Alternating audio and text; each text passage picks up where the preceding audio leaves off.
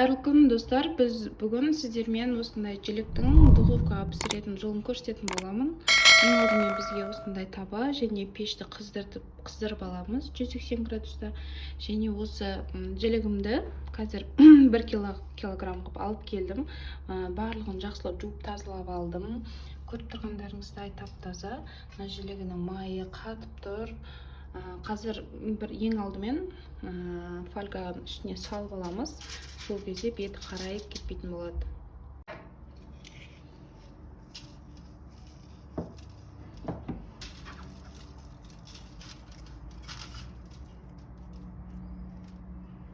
Әрқайсысына осылай сеуіп шығамыз.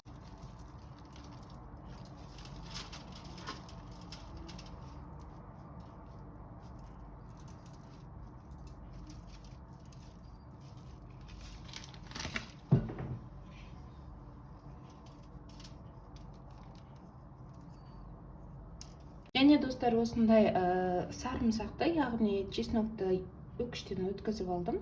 Осы үкіштен өткен сарымсағымызды бетіне осылай салып шығамыз.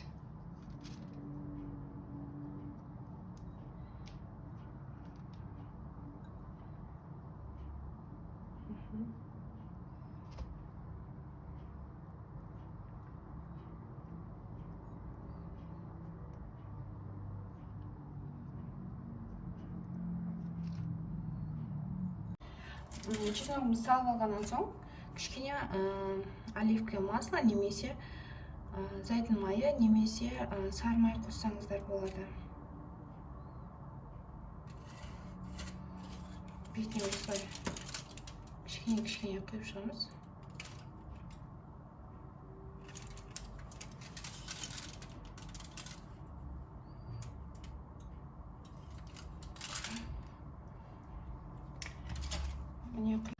Жілік майымызды осылай кішкене жинап,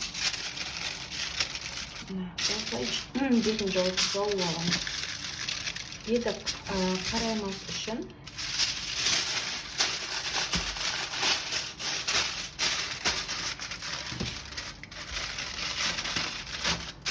және өзім соғын таптыратын болады. Міне біздің жілігіміз дайын болды. Енді духовкаға саламыз, қызып тұрған духовкаға. Достар, біздің жілік майымыз дайын болды. Ол үшін жанына қытырлап жеу үшін осындай 4 кусок нанды қойдым. Батон нан қойсаңыздар да болады. Міне біздің жілік майымыз дайын. Қазір көрсететін боламын үшін.